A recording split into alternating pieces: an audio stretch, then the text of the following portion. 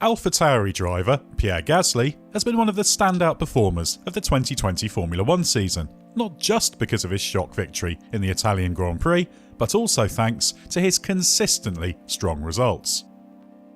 And yet, with Red Bull Racing struggling to find a suitable teammate for Max Verstappen and on the verge of axing Alex Albon, it has ruled out any possibility of a return for Gasly and confirmed he will remain with AlphaTauri in 2021. So why doesn't Red Bull Racing want Gasly? Let us know what you think about Gasly's situation in the comments below and hit subscribe so you don't miss anything from the race. 400,000 of you have already done so, and many thanks to those who have. First, let's have a look at how good Gasly has been this season.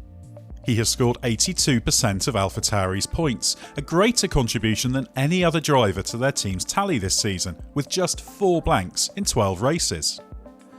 Only one of those failures to score was really down to an error of his own, when he put his car in a questionable position on the opening lap at Mugello and was caught up in a crash on the approach to turn 2. He has been a star midfielder and is ranked 4th overall for the season so far based on the race's average driver ratings. Yet even before Gasly was officially confirmed at AlphaTauri, Red Bull team principal Christian Horner had given a flat no to the possibility of any other driver on Red Bull's books taking Albon's seat if, or should that be when, he is dropped. Instead, he said Red Bull would look outside of the programme, with Nico Hülkenberg favourite and Sergio Perez also in contention. And the reason for this cannot lie solely in Gasly's performance level, which has been exceptional, even if the belief is that Verstappen could drag even more pace out of the AlphaTauri. But the full reasoning must be found in the team's experiences of running him during a difficult first half of 2019. Gasly's campaign was poor. On average, 0.529 seconds slower than Verstappen in qualifying, a few hundredths faster than Albon's average this year, but in the same ballpark, with a best finish of 4th. When he was dropped, Red Bull left the door open for a possible return in the future, and his performances since then, during which he has comprehensively beaten teammate Daniel Kvyat, have proved him to be a more consistently strong driver. When the race recently asked Horner to explain his reasoning, he referred to the amount of information Red Bull has on all of its drivers and Gasly's value to AlphaTauri. But for all the rhetoric, it is still the B team in terms of facilities and budget, and given the scale of the problems Red Bull Racing has with finding the right teammate for Verstappen, this would surely take priority over any requirement to deploy him at AlphaTauri.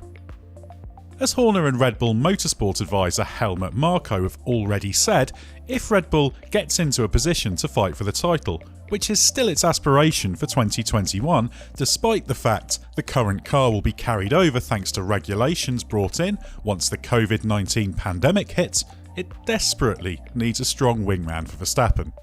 It requires its own version of Valtteri Bottas, you might say. What has Gasly got to prove? It's true Gasly struggled last time he raced for Red Bull, scoring just 63 points compared to Verstappen's 181 in his 12 outings in the first half of 2019 before he was replaced by Albon. But the fact Horner pointed to the pressure level being different at AlphaTauri in the midfield is revealing and perhaps hints at the true reason. Gasly's all-round approach was not always popular at Red Bull, where he was reckoned to be too obsessed with small details such as making vast numbers of seats, chasing the setup for specific corners rather than focusing on the global compromise for the lap, not adapting to the dynamic demands of the car, and just not taking direction well. Strong performances for AlphaTauri can't eliminate the doubts the same will happen again. As Horner has said, given Albon performed better than Gasly after taking his place last year, why expect Gasly to do better than Albon if the situation were reversed? Why would it be any different, as Horner put it?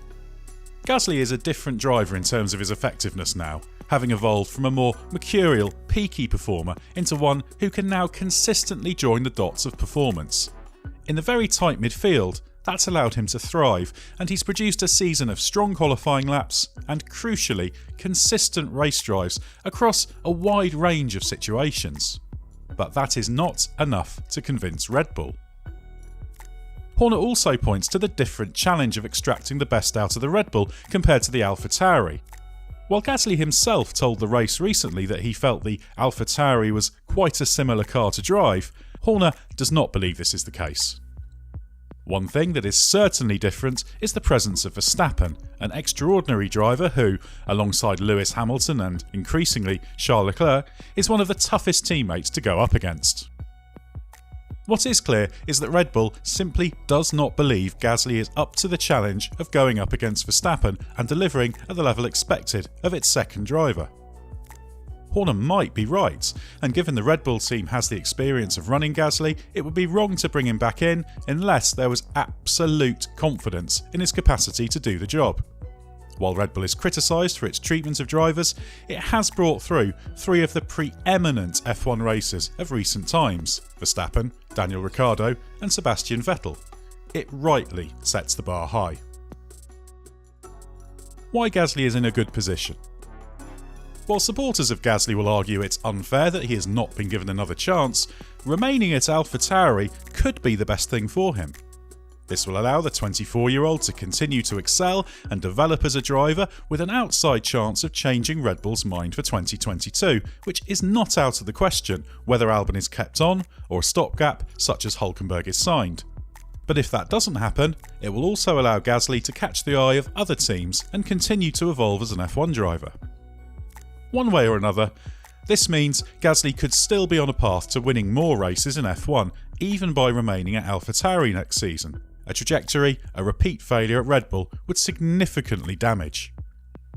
So now you've heard Red Bull's reasons, and a few of the explanations that the team won't voice publicly, do you agree with the decision not to re-promote Gasly? Join the debate in the comments, and please give us a like if you enjoyed our look at Gasly and Red Bull, even if you believe it's an injustice that he won't line up alongside Verstappen next year.